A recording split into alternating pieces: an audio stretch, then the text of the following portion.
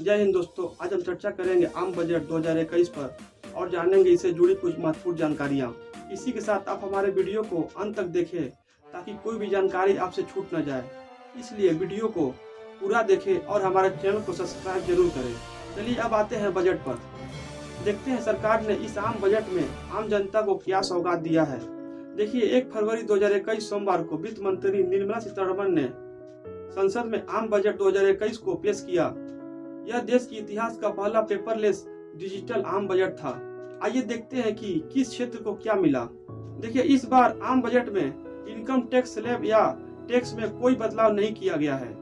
Income tax में 75 साल या उससे अधिक उम्र के लोगों को इनकम टैक्स रिटर्न फाइल नहीं करना होगा, लेकिन उनकी इनकम सिर्फ पेंशन और ब्याज से होनी चाहिए, तभी उन्हें यह लाभ मिलेगा और उन्हें इनकम टैक्स रिटर्न नहीं भरना पड़ेगा। इनकम टैक्स में कोई और खास बदलाव नहीं किया गया है। इसके साथ साथ ऑटो पार्ट्स पर 7.5% की इंपोर्ट ड्यूटी बढ़ा दी गई है। इससे गाड़ियां महंगी होगी और सरकार ने कई और चीजों पर कस्टम ड्यूटी को लेकर अहम फैसला लिया है, जैसे कि मोबाइल पार्ट्स, बैटरी और चार्जर पर इंपोर्ट ड्यूटी 2.5% से बढ़ाकर 5% तक कर दी गई है। फ्रिज, एसी पर भी 5% का इजाफा किया गया है। चलिए अब आगे बढ़ते हैं हेल्थ बजट पे। कोरोना जैसी वैश्विक महामारी को देखते हुए हेल्थ केयर के लिए सरकार ने 2.23 लाख करोड़ रुपए दिए हैं, जो यह पिछले साल से 137% ज्यादा है। वही हेल्थ व्यवस्था सुधारने के लिए आत्मनिर्भर स्वास्थ्य योजना सरकार द्वारा लाई गई स्कीम है। इसमें 64,180 करोड़ रुपए 6 साल में खर्च किए जाएंगे, जिसमें शहरों में 11,000 और गांवों में 17,000 स्वास्थ्य कल्याण केंद्र खोले जाएंगे। यहाँ पर सरकार ने गांव पर अधिक ध्यान दिया है और इसके साथ ही सरकार ने कोरोना वैक्सीन के लिए 35,000 करोड़ रुपए का बजट बनाया है। इसके साथ साथ देश भर में 75,000 नेशनल हेल्थ सेंटर सरकार द्वारा बनाने की योजना है और 602 जिलों में महत्वपूर्ण देखभाल के लिए हॉस्पिटल बनाए जाएंगे।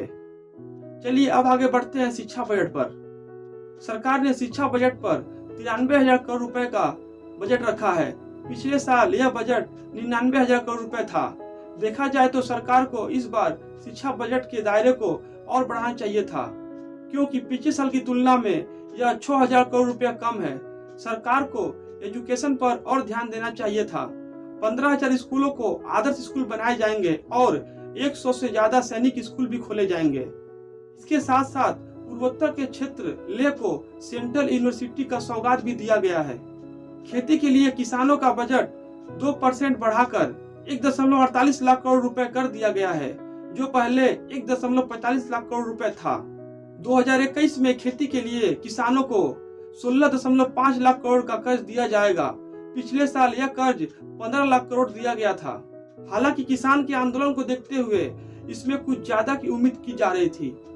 और इसी के साथ साथ चेन्नई, कोची, विशाखापट्टनम, पारादीप और पेटुआ घाट जैसे शहरों में 5 बड़े शिपिंग हार्बर बनेंगे और 1,000 मंडियों में नई तकनीक द्वारा इलेक्ट्रॉनिक तरीके से कारोबार किया जाएगा।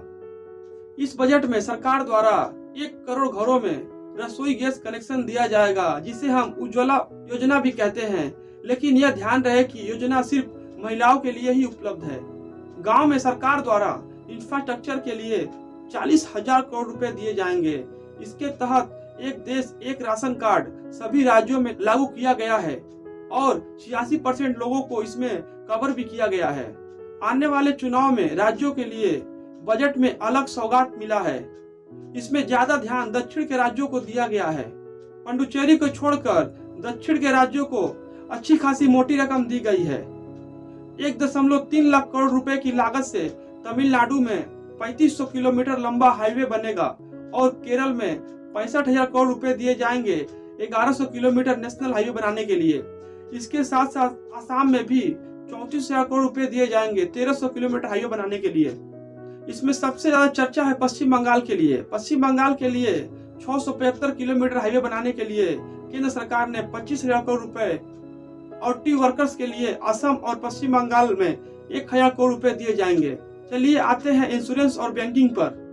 देखिए, इस बार बजट में सरकार ने इंश्योरेंस पर 74% विदेशी निवेश को इजाजत दे दी है। इस बार इंश्योरेंस में एफडीआई की सीमा 74% कर दी गई है, जो पहले 49% थी। इसके साथ ओनरशिप के लिए विदेशी कंपनियों को इजाजत भी दे दी गई है। बैंकों को एनपीएस से उबारने के लिए वित्त मंत्री निर्मला सीतारमण ने बैड बैंक बनाने का फैसला किया है। इस बैड बैंक को डेवलपमेंट फाइनेंस इंस्टीट्यूशन के नाम से जाना जाएगा। सरकार द्वारा बैड बैंक की स्थापना का मुख्य कारण यह है कि बैंकों को डूबे कर्ज से बाहर निकालना है। इसके साथ साथ सरकार ने वित्त वर्ष 2022 के लिए राजकोषीय घाटे का लक्ष्य देश की जीडीपी का 9.5% रखा है। इसके साथ साथ सरकार ने वित्त वर्ष 2021 के लिए राजकोषीय घाटे का लक्ष्य देश की जीडीपी का 9.5% रखा है। इसके साथ ही लागत लक्ष्य को 2% तक बढ़ाकर 34.50 लाख करोड़ रुपए कर दिया गया है। वित्त मंत्री ने यह भी कहा है कि सरकार की कुल देनदारी का अनुमान 12 लाख करोड़ रुपए पर है। वित्त वर्ष 2026 तक राजकोषीय घाटे का लक्ष्य 4.5% से कम करने का लक्ष्य है। इसके साथ 2021 में 2 सरकारी बैंक और एक बीमा कंपनी का निजीकरण किया जाएगा। हालांकि वित्त मंत्री ने इनके नामों का खुलासा अभी तक नहीं किया है। इसके साथ साथ Air India, BPCL, IDBI bank, shipping corporation of India, container corporation of India, BEML, Pawan Hans, Nilanchal इस्पात लिमिटेड जैसी कंपनियों में भी सरकार हिस्सेदारी बेचेगी। और अगले साल एलआईसी का भी आईपीओ सरकार लाएगी। इसमें विनिवेश के लिए 1.75 लाख करोड़ रुपए का लक्ष्य रखा गया है। हालांकि 2021 के लिए 2.1 लाख करोड़ का टारगेट था, जिसे बढ़ा के 32 लाख करोड़ रुपए कर दिया गया है। चलिए अब आगे बढ़ते हैं रेलवे और पब्लिक ट्रांसपोर्ट पे। देखते हैं सरकार ने इन पे क्या बजट बनाया है। देखिए 2023-24 तक सभी रेल लाइनों को 100% इलेक्ट्रिफिकेशन कर दिया जाएगा। मतलब सभी रेल लाइनों के ऊपर इलेक्ट्रिक बैठा दिया जाएगा। इस बजट में रेलवे को 1.10 लाख करोड़ रुपए दिया गया है, जिसमें नए प्रोजेक्ट के लिए 1.7 लाख करोड़ रुपए दिए जाएंगे।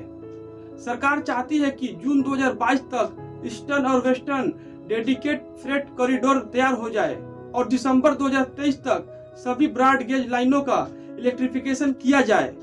और 11,000 करोड़ रुपए पब्लिक ट्रांसपोर्ट के लिए भी दिए गए हैं, जिसमें 1.8 लाख करोड़ रुपए परिवहन मंत्रालय के लिए दिए गए हैं और पब्लिक बस सुविधा पर 18,000 करोड़ रुपए खर्च किए जाएंगे।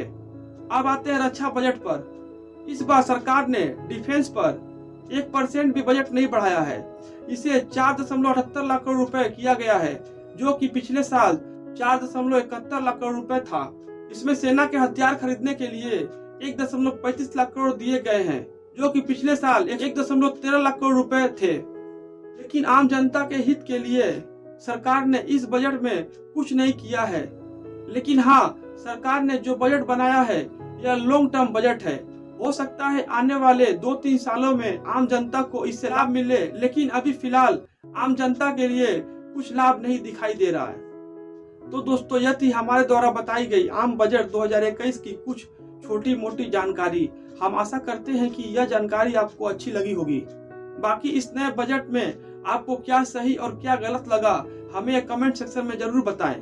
और हाँ, इस वीडियो को जरूर देखें और लाइक शेयर कीजिए और चैनल को सब्सक्राइब करना न भूलें और साथ साथ बेल आइकन को भी दबाएं, ताकि हमारा आने वाला वीडियो का नोटिफिकेशन सबसे पहले आपको मिले। तब तक मिलते हैं अगले वीडियो में। अभी के लिए जय हिंद।